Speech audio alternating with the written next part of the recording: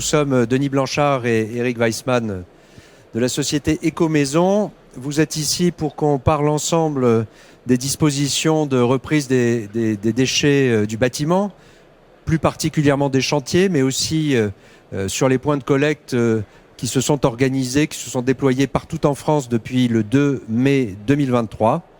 Et donc avec Denis, nous allons vous présenter à la fois le calendrier et les modalités opérationnelles que nous proposons aux gestionnaires de déchets et aux points de collecte de ces déchets du bâtiment. Pour rappeler simplement le calendrier, parce que c'est un point de départ essentiel, c'est le calendrier réglementaire. Donc en 2023, jusqu'à la fin de l'année, on équipe les points de négoce et les réseaux de la distribution de matériaux qui sont soumis à l'obligation de reprise pour 2024. On les équipe de contenants de collecte qui permettent la reprise des déchets triés des clients relatifs à ce que chaque point de vente met en œuvre dans son plan de vente. Donc on équipe en fonction des volumétries, Denis le détaillera aussi après. On va progressivement équiper tous ces points de reprise également en 2024, puisqu'il n'y aura pas un soir et un matin le 31 décembre et le 1er janvier 2024. Il y aura encore un équipement des points de vente qui se déploiera en 2024. Ça, c'était la partie obligée. Deuxième partie obligée, l'arrêté ministériel qui fixait le nombre de points de reprise des déchets pour 2023 est piloté par l'organisme de coordination, l'OCAB, avec des restitutions de résultats réguliers auprès des pouvoirs publics. Donc nous prenons notre part évidemment à l'équipement du territoire en point de reprise pour les déchetteries des artisans, des entreprises du bâtiment et plus minoritairement mais progressivement des particuliers. Donc on a aussi un réseau de points de reprise en déchetterie professionnelle qui pareil se déploie sur le territoire et on va vous en parler. Ça, c'est pour cette année, mais au moment où on se parle, et d'habitude à Polytech, au moment où on se parle, c'est encore plus vrai, l'année est presque terminée. Donc la question, c'est qu'est-ce qui se passera en 2024 ? Alors, la poursuite, évidemment, de l'équipement des négoces et de la distribution est à l'ordre du jour. Continuer d'équiper les points de reprise. Continuer de mailler le territoire. Alors, quand je dis mailler, je vais être plus précis parce que la réglementation est plus précise à partir de 2024. Il y aura des points de collecte. Et il y aura des points de maillage. Les points de collecte permettent de prendre les déchets triés, classiquement.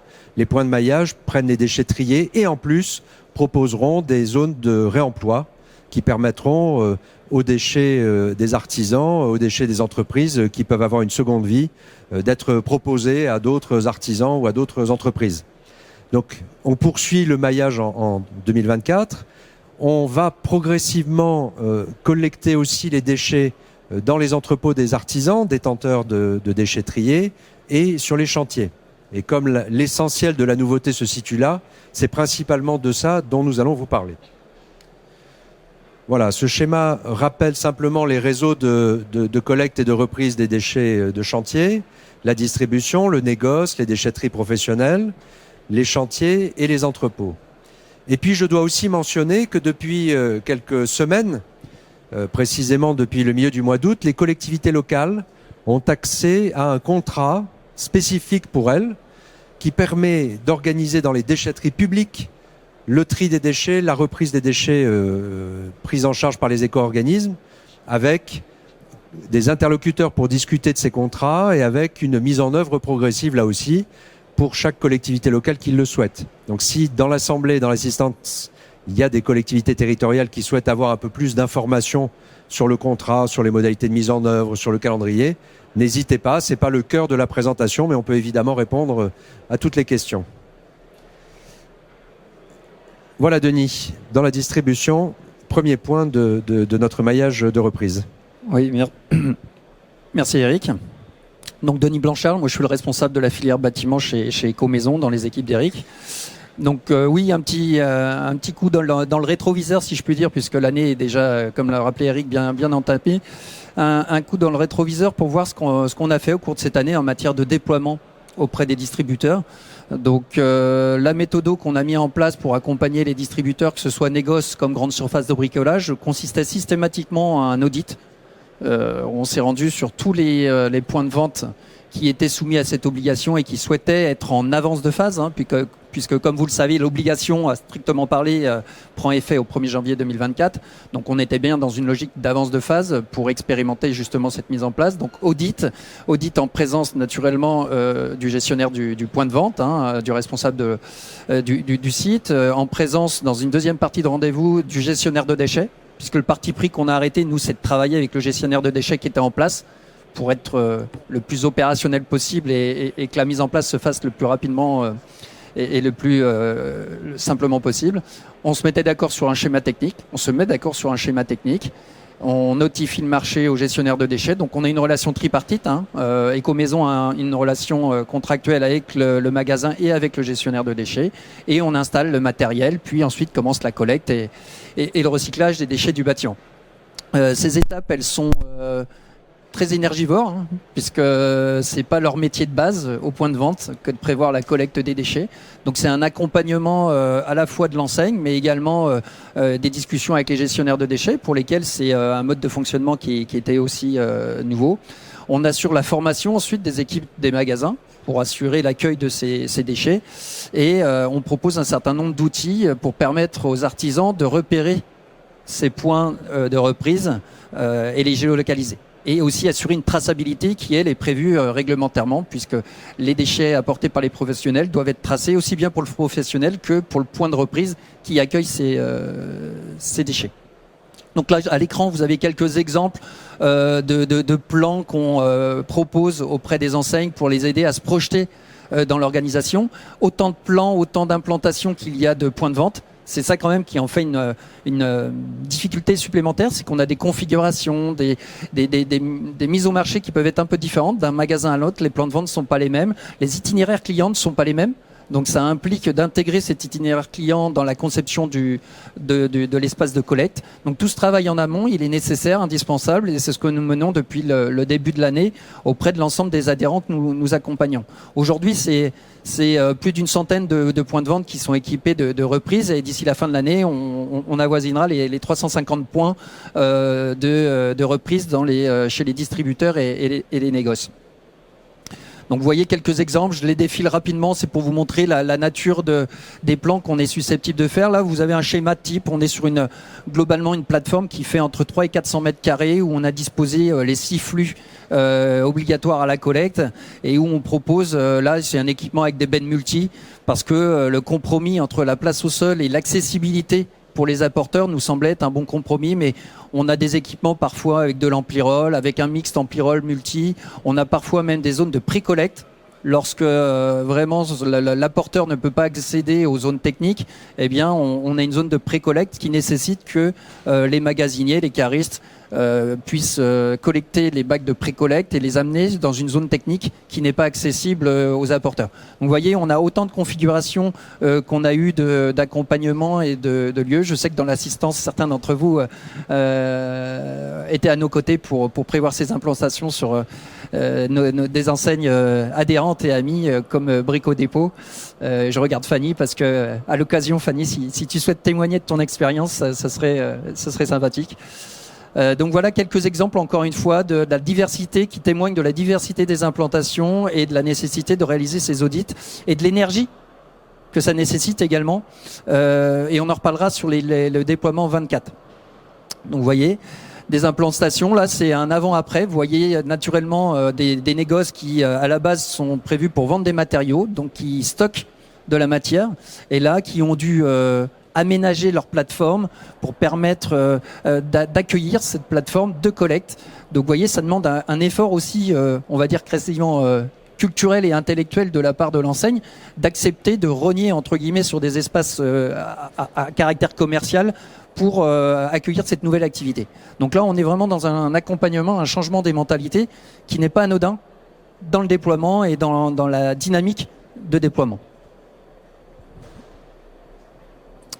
Alors là aussi, des exemples. Alors, les enseignements, si on fait un petit retour d'expérience avec ces 8 mois de recul, les enseignements, ils sont de plusieurs ordres. D'abord, je l'ai dit, la concertation, le partage avec les opérateurs, avec l'enseigne naturellement, mais aussi c'est sur une forme d'humilité quant aux équipements qu'on propose. Il faut partir sur des choses simples, modulables, adaptables dans le temps, parce que il faut pas présager de l'avenir et de l'inscription dans du maillage global auquel faisait référence Eric tout à l'heure. Quand l'ensemble des 5 canaux qui ont été évoqués seront desservis, à savoir les déchetteries publiques, les déchetteries privées, les négoces, les distributeurs, mais également les entrepôts et les chantiers, quand l'ensemble de ce dispositif sera en place, comment les points fonctionneront-ils ? Et d'un secteur à l'autre, d'une région à l'autre, peut-être qu'il y aura des complémentarités différentes. Et c'est pour ça que de prévoir des choses qui soient souples, qui nécessitent pas beaucoup d'investissement, ça nous semble l'enseignement qu'il s'agit de conserver, des dispositifs souples et qui permettent une modularité. Donc là, ce sont encore d'autres exemples. Et comme je vous le disais, l'idée, ça a été de mettre d'abord en place les 6 flux obligatoires autour d'une benne inerte, une benne pour le bois, une benne pour le plâtre, les plastiques, le métal, et puis un dispositif plutôt qui est préservant pour les huisseries sous forme de chevalets.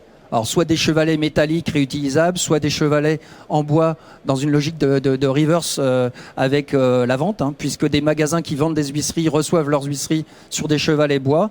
Eh bien, il y a certains magasins qui ont réussi à mettre cette solution intelligente en place où ils ont réutilisé les chevalets bois, les palettes d'osserets pour poser les huisseries. Donc ça, c'est quelque chose que nous on s'autorise parce que ça nous semble être en bonne intelligence. Et puis vous avez un exemple à l'écran là d'une caisse palette qui peut être aussi sur les grandes surfaces de bricolage mis en front office pour permettre d'accueillir aussi tous les autres objets de toutes les autres filières prévues par Ecomaison que sont les filières bricolage et naturellement ameublement.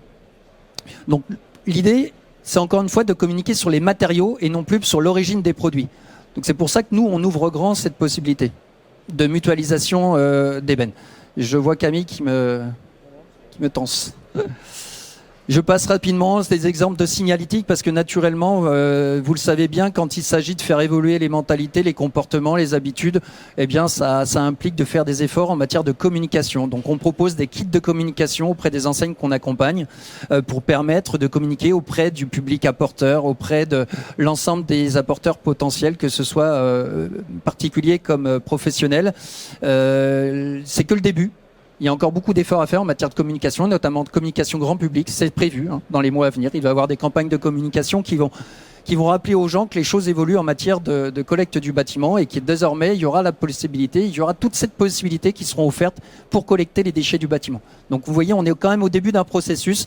Là aussi, on fait un peu d'humilité. Si on regarde l'inertie, la dynamique dans laquelle les autres filières se sont mises en place, que ce soit autour des déchets électriques, électroniques, du meuble que l'on connaît bien, eh bien, il a fallu 2, 3, 4, 5 ans avant que les choses s'amorcent. Eh bien, effectivement, ayons cette forme d'humilité vis-à-vis de la filière du bâtiment, de se dire qu'il faudra aussi, pour accompagner les différents acteurs, un certain temps pour que les habitudes changent et que les bons comportements se mettent en place. Je le disais, un dispositif de géolocalisation qui permet aux artisans sur une application de situer le point de reprise à proximité. Donc une application que l'on propose auprès des artisans pour signaler leur apport, ce qui permet un double intérêt, à la fois l'artisan de signaler l'apport qu'il va le faire et de pouvoir le tracer, et puis sur le point de reprise, là aussi d'avoir une trace de l'apport qui va être réalisé par l'artisan, aussi bien au niveau qualitatif que quantitatif. Un numéro de SIRET suffit pour renseigner et décrire l'apporteur, et une fois qu'il est renseigné, ça vaut pour les autres apports. Donc ça, c'est quelque chose qui est essentiel, là aussi, qui réglementairement était prévu et auquel on a répondu au travers cette application. Donc ça génère un QR code, et puis quand l'artisan arrive sur place, le point de vente scanne le QR code et récupère l'ensemble des infos portées par ce QR code. Rapidement, peut-être, sur les déchetteries privées, aujourd'hui, il y a plus d'une quarantaine de déchetteries privées qui sont référencées et qui récupèrent les déchets des artisans dans le cadre d'un contrat avec Ecomaison, avec on va dire des seuils d'accompagnement qui peuvent être variables en fonction de ce que l'on est capable ce que l'opérateur est capable de faire, de la collecte jusqu'au traitement, voire que la partie collecte.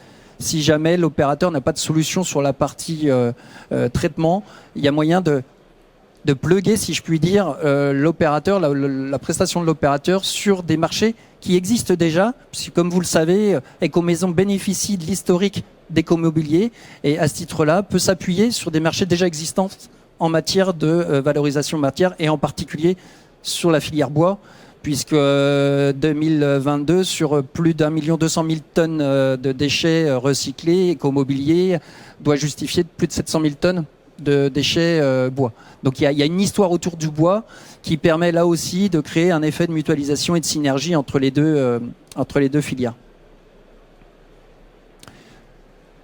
Le dispositif chantier, sous le contrôle d'Éric. Le dispositif chantier, on en parle, vous l'avez compris, dans la chronologie, on a traité les priorités autour de la notion de conformité, qui étaient les points de négoce et distributeurs. On a traité le sujet maillage avec les déchetteries professionnelles. Éric le soulignait, depuis quelques semaines, les collectivités ont la possibilité de signer des contrats pour prévoir la mise en place du flux bâtiment dans les déchetteries dès la fin d'année. Donc c'est-à-dire que 2024 va être aussi consacré à l'accompagnement du déploiement dans les déchetteries publiques. Et ça va être un déploiement très, très volumineux, très lourd. Et en complément de ces trois canaux, il y aura bien sûr le canal chantier qu'on va adresser. Notre souhait, avant tout, dans ce contexte, sur les chantiers, c'est d'observer et de pas remettre en cause forcément des choses qui marchent déjà. L'objectif, très clairement, c'est de s'inscrire dans un écosystème qui existe. On n'a pas attendu les éco-organismes et éco-maisons en particulier pour organiser la collecte sur les chantiers. Des opérateurs ont proposé des choses aux maîtres d'ouvrage, aux maîtres d'œuvre. Donc il y a déjà de la collecte sur les chantiers, il y a déjà du tri, très souvent, sur les chantiers. Et l'idée, c'est de respecter en quelque sorte ce qui existe déjà et plutôt d'être facilitateur, et ce, de manière progressive. Donc nous, notre créneau concernant les chantiers et les entrepôts, c'est d'abord de s'appuyer sur les gestionnaires de déchets qui sont en place. Ça a été notre philosophie dès 2023 concernant les négoces. Puis comme je vous le disais, nous, on a privilégié le fait de travailler avec les gestionnaires de déchets qui étaient déjà en place chez les distributeurs. Ça le sera également en 2024 concernant les chantiers. C'est-à-dire que nous, on va plutôt s'appuyer sur les gestionnaires de déchets. On va leur demander effectivement de s'identifier et ça leur permettra d'accéder à notre niveau à un réseau de plateformes. Alors des plateformes qui pour certaines sont d'ores et déjà identifiées. Je parlais des synergies qui existaient entre les différentes filières tout à l'heure, entre le meuble et le bâtiment. Vous avez compris que parmi ces synergies, il y a notamment les synergies en matière d'exutoire et de traitement. Parce que traiter du bois recyclé des meubles, ça sera la même chose que traiter du bois recyclé du bâtiment. Et les équilibres financiers, la pertinence d'administrer ces deux filières n'a de sens que si on trouve des mutualisations entre ces deux filières. Donc nous, on va vraiment s'attacher pour faire bénéficier de cette mutualisation à l'équilibre économique de l'ensemble du dispositif. On va vraiment s'attacher à justement mutualiser les solutions, notamment de traitement et d'exutoire. Donc c'est dans cette logique qu'on va proposer un réseau qui va mailler toute la France de plateformes qui seront accessibles aux gestionnaires de déchets dans le cadre des déchets de chantier. C'est un accès qui se fera donc gratuitement et sur la base d'un calendrier qu'on vous a mis à l'écran.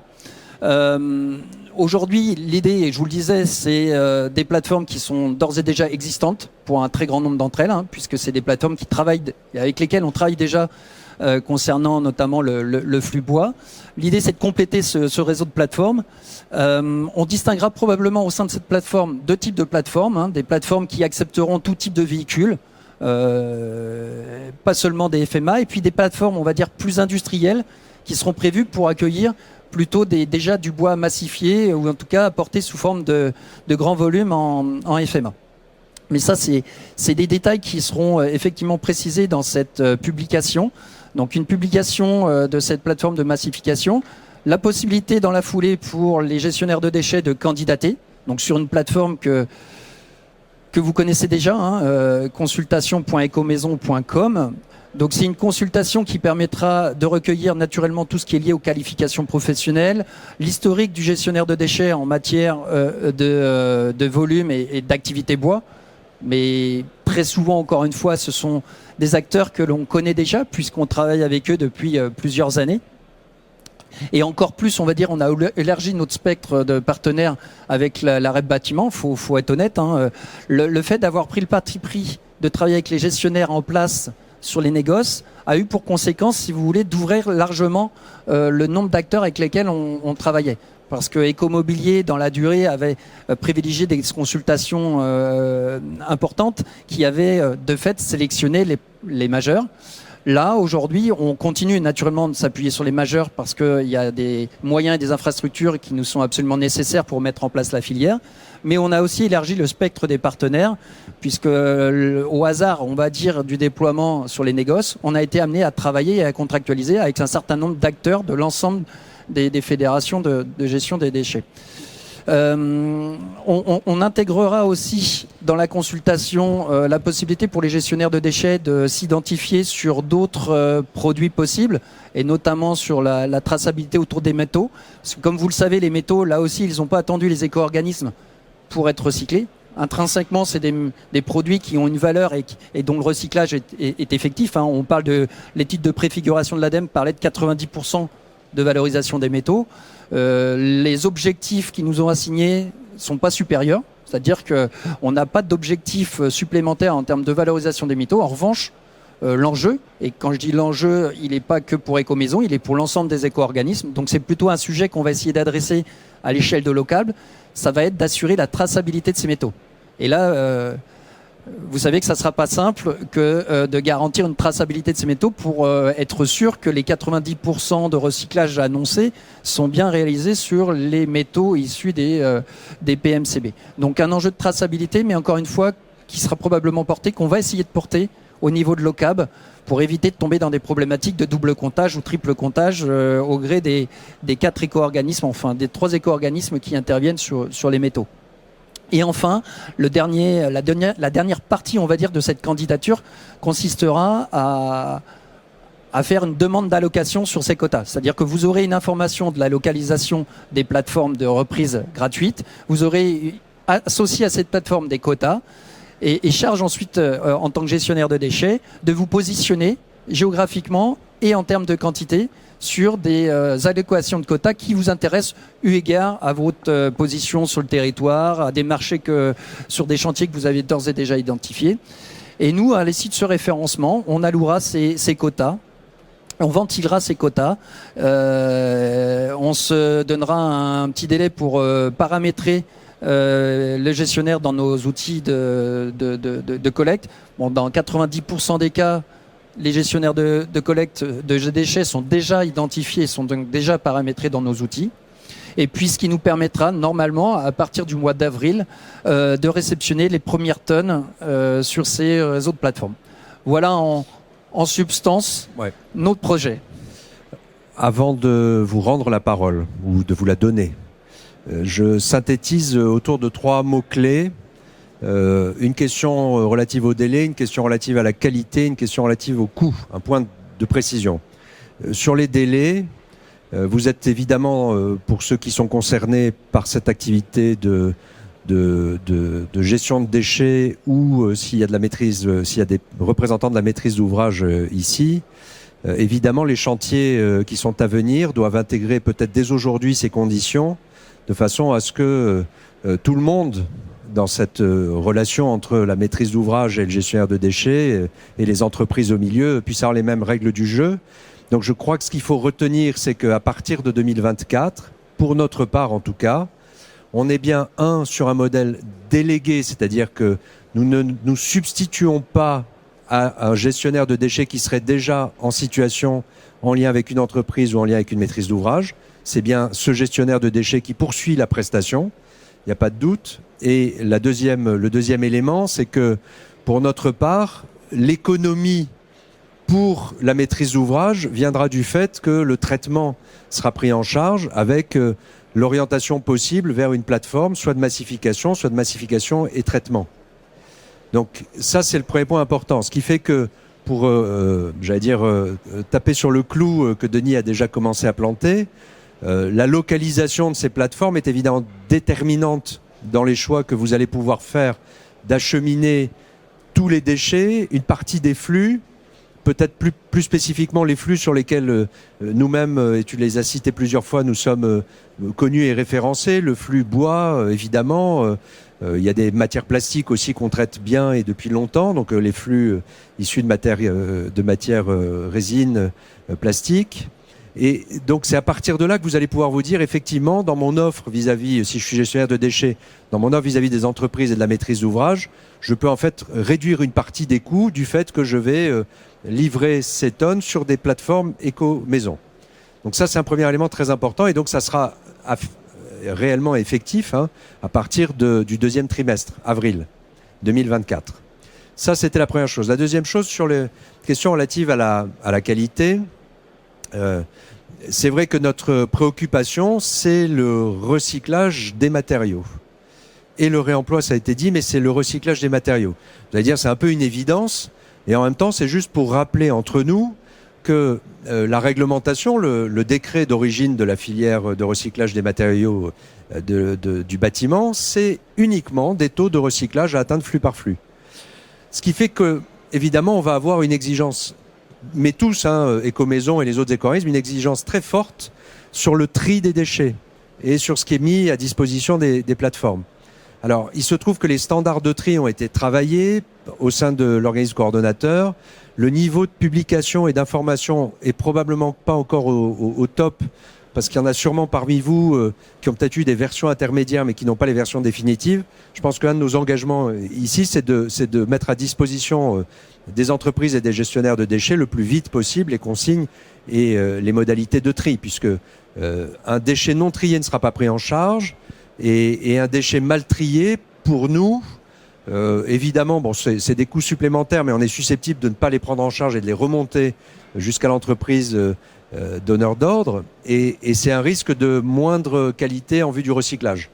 Donc on sera évidemment, mais c'est vrai, je pense, pour les 4 éco-organismes sur l'ensemble des flux, très exigeants, évidemment, sur la qualité du tri.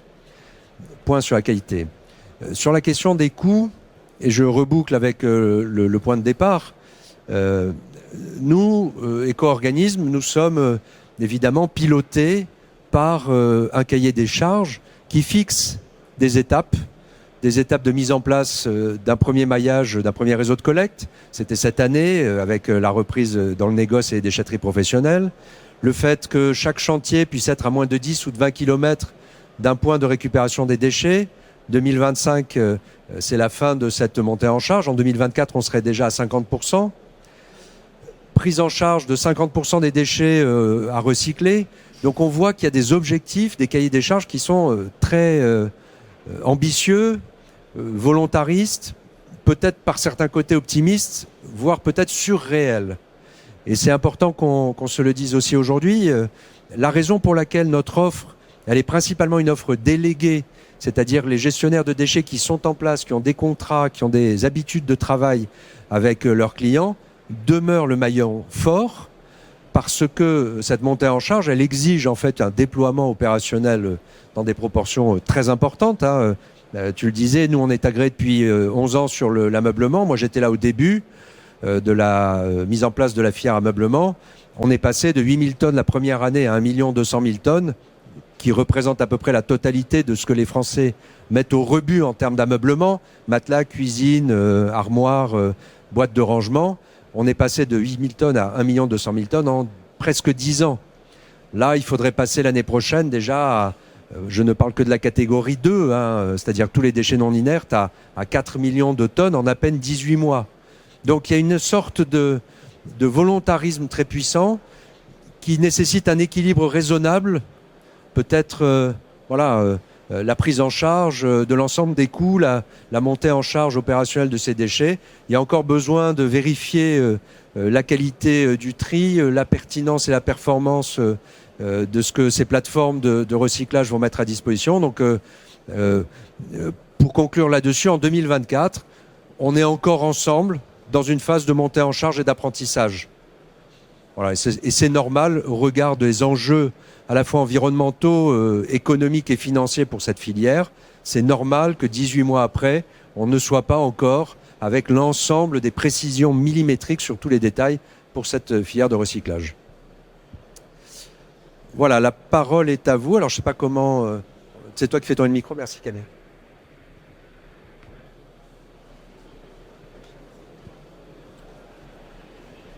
Hi. So to burn all this. Bonjour. Bonjour. Une petite question sur ce que vous avez dit tout au début, entre la différence entre un point de collecte et un point de maillage. Actuellement, en fait, je ne vois pas trop d'avantages à être un point de maillage plutôt qu'un point de collecte.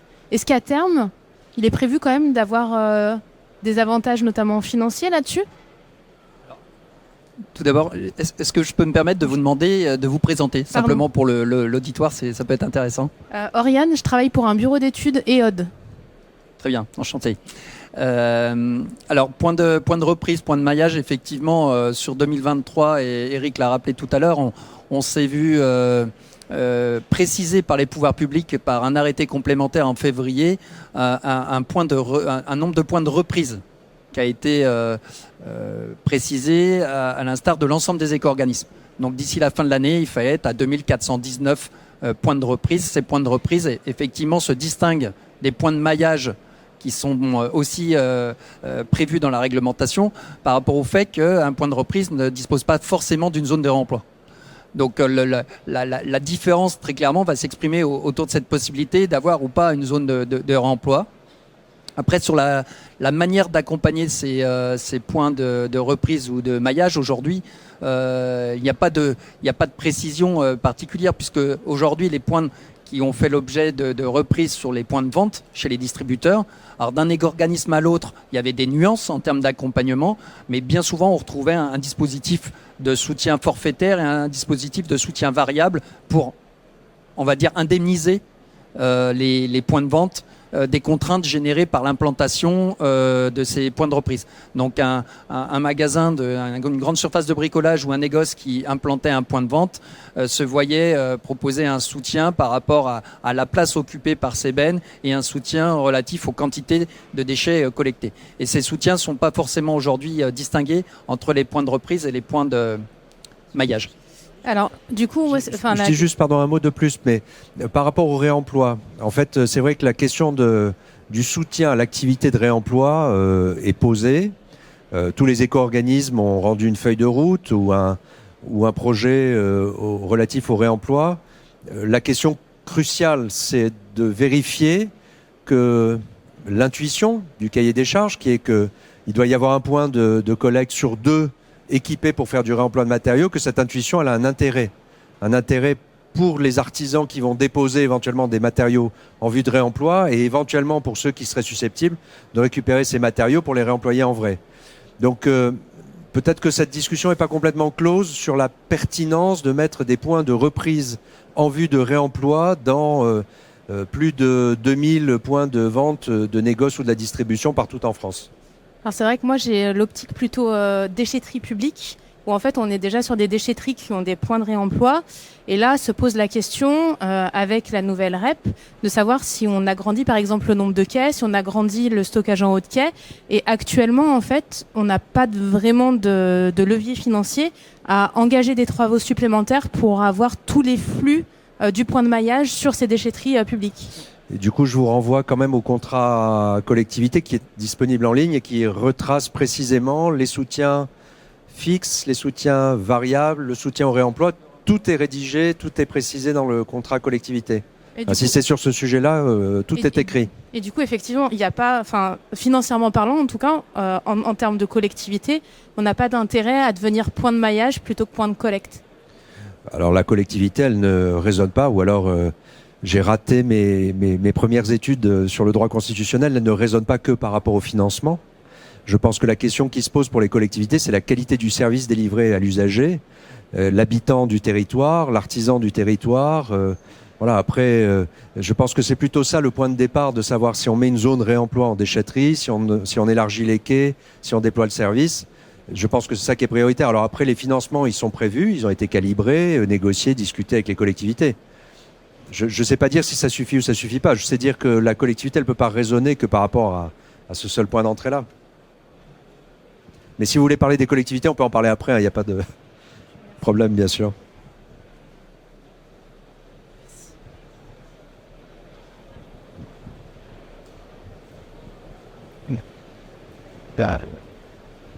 Sur les chantiers. Est-ce qu'il y a parmi vous des gestionnaires de déchets qui sont venus en se demandant à quelle sauce ils allaient être mangés par les éco-organismes? Non, ils sont pas faciles à digérer, ça. Est-ce qu'il y a des maîtres d'ouvrage qui se demandaient à quelles conditions les déchets des chantiers allaient pouvoir être collectés, ou des entreprises du bâtiment concernées par ce sujet parmi vous, et qui auraient envie de poser une question? Non?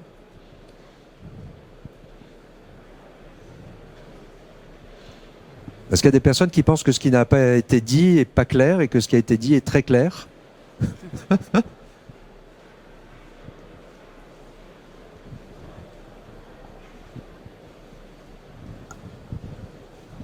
Bonjour messieurs, je suis Nafissa Goupil, je suis la fondatrice du magazine Décision Durable.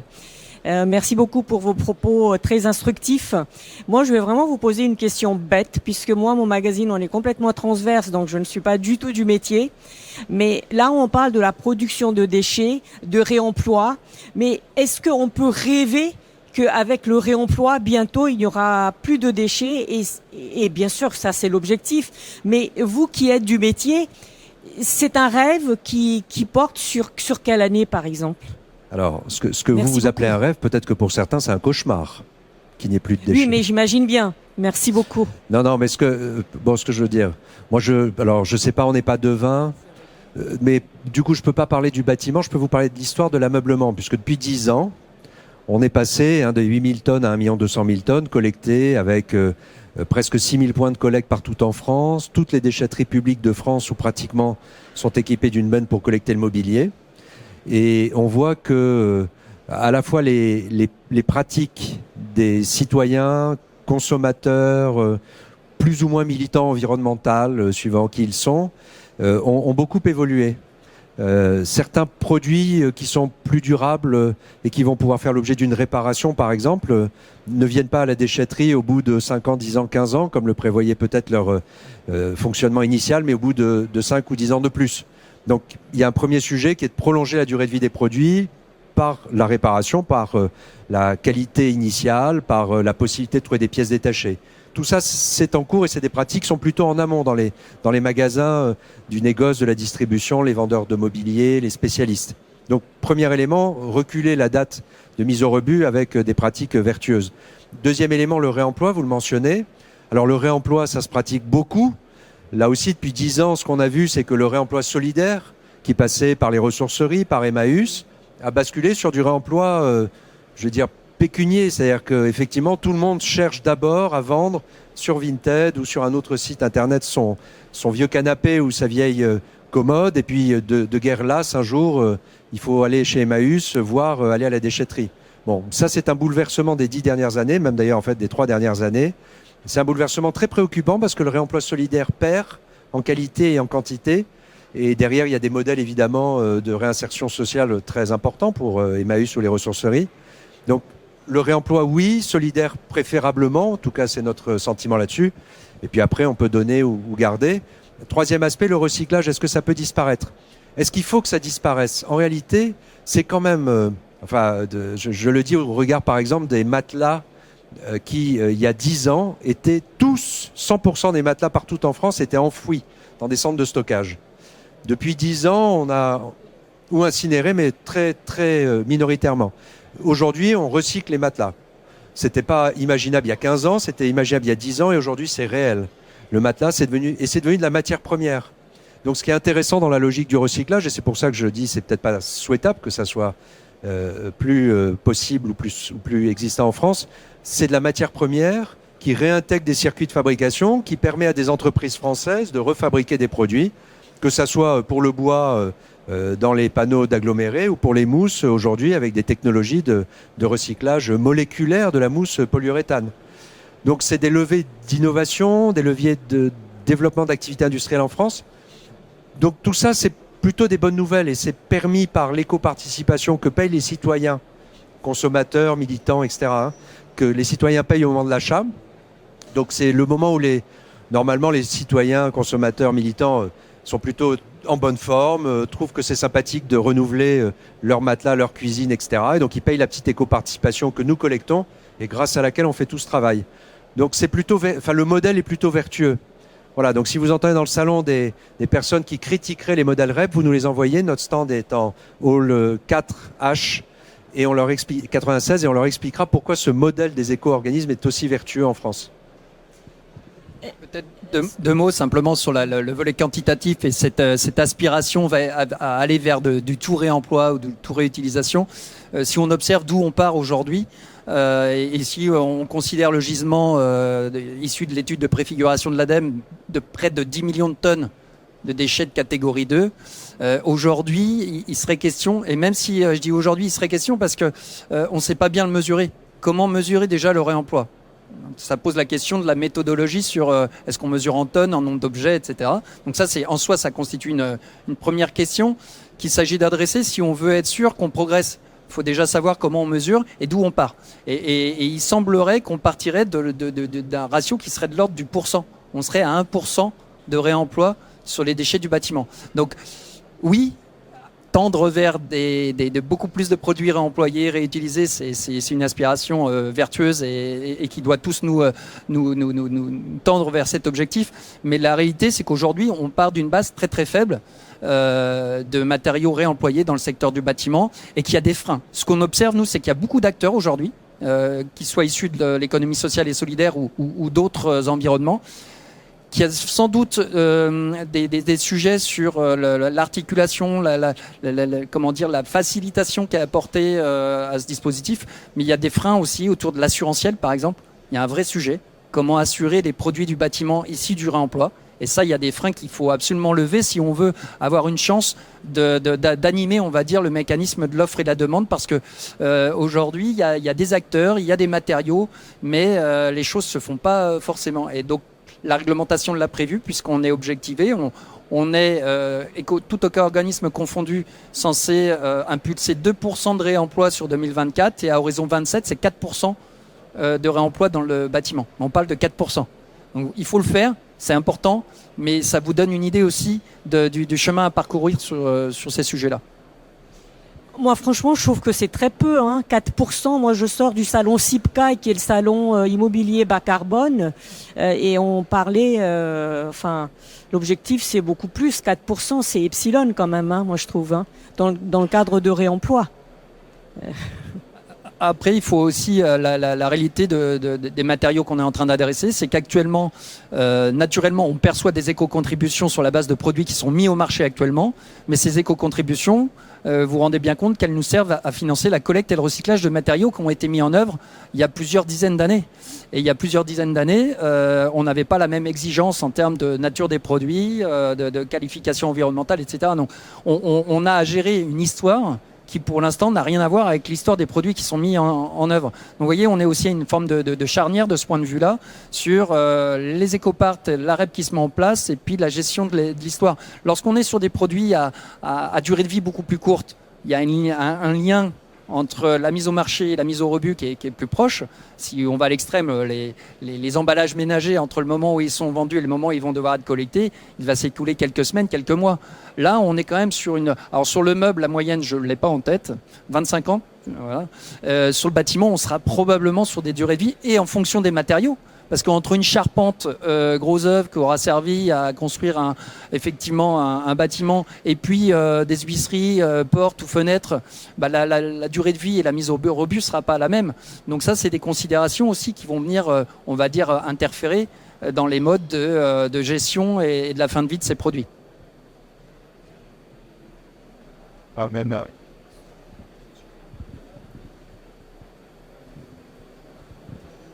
Bonjour, Thomas Bain, syndicat 3R d'Anjou.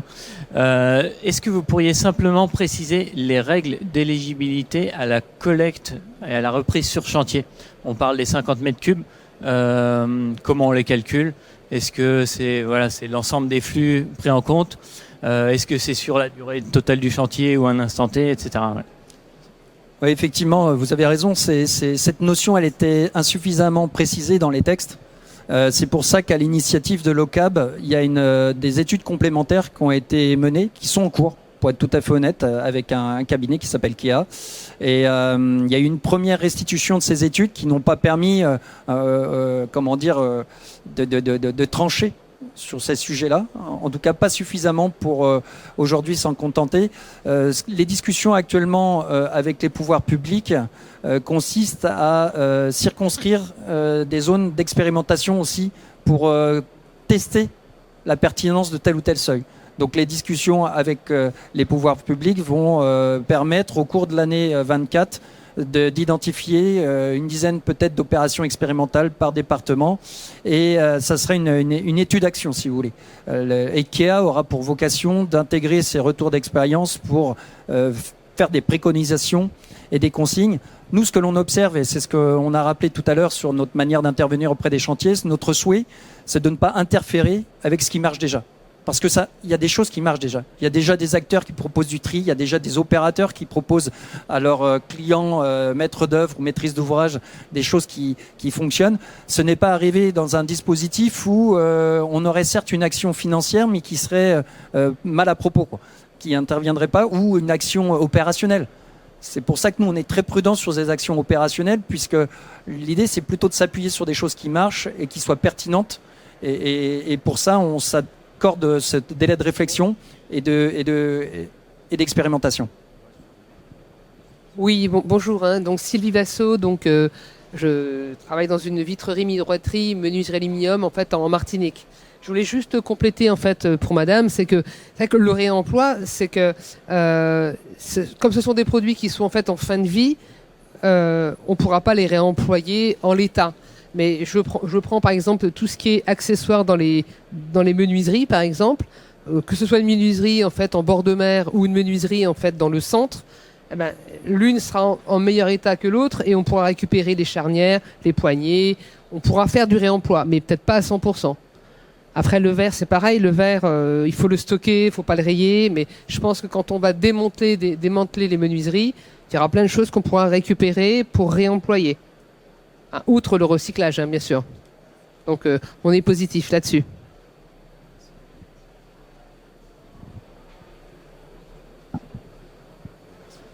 Le mot de la fin, oui.